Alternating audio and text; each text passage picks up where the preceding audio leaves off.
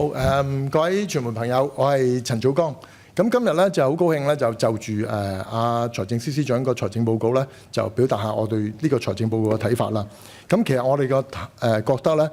財政司司長個報告本身係一個穩健嘅財政報告啦。咁亦都係喺2025年到26年度嘅赤字底下，去到而家呢個年度嘅財政報告可能就出現盈餘咧。咁我哋表示係即係支持呢個報告嘅。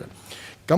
呢個報告主要嘅優點咧，其實我哋都睇到咧，就係我哋喺之前咧向財政司司長亦都提出過17個建議，裏邊就住 AI 同埋創新科技等等嘅報告咧，我哋好高興財政司司長喺佢嘅財政預算案裏邊咧，亦都考慮到我哋提出嘅建議。咁呢個報告嘅即係呢個財政預算案嘅優點咧，我哋睇到喺 AI 創新、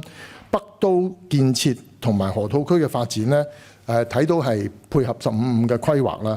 咁亦都係鞏固咗香港創新科技超級聯繫人嘅地位。長遠嚟講咧，呢個報告咧係睇得出嚟一個有策略、係長遠嘅一個財政報告。另外喺長者福利具體加碼上面咧，我哋都係表示歡迎。尤其是喺生活津貼啊、生果金嘅上調啊、發商糧啊、住宿照顧扣除上限增至10萬。或者兒童同埋長者照顧嗰個照顧券嘅增加咧，亦都體現咗對銀髮同兒童嘅支持。另外，我哋覺得最樂意見到咧，就係我哋喺我哋嘅建議裏邊咧，都要求財政司司長恢復翻公務員個薪酬調整。呢個咧喺維持公務員通脹掛鈎嘅機制咧，我哋係表示非常之歡迎。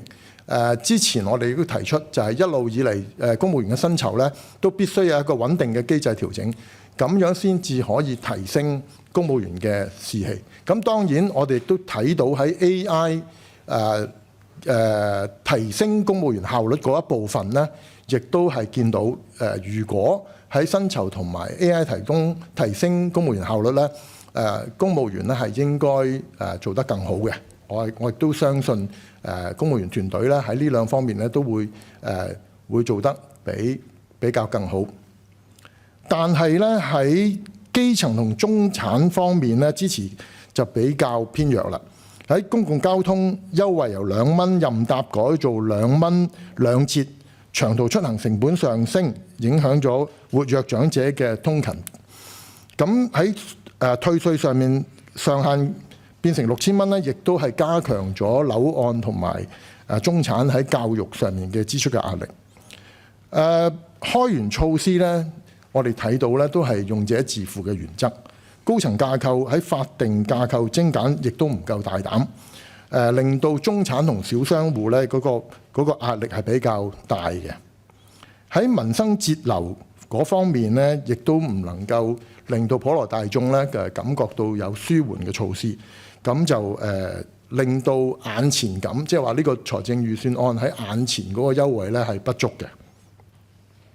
總體嚟睇咧，整個財政預算案咧，我哋覺得都係一個穩健，有戰略性投資同埋財政穩健，加埋有財政就民生配套等等嘅方向嘅考慮。咁但係咧喺我哋嘅財政預算裏邊咧，我哋都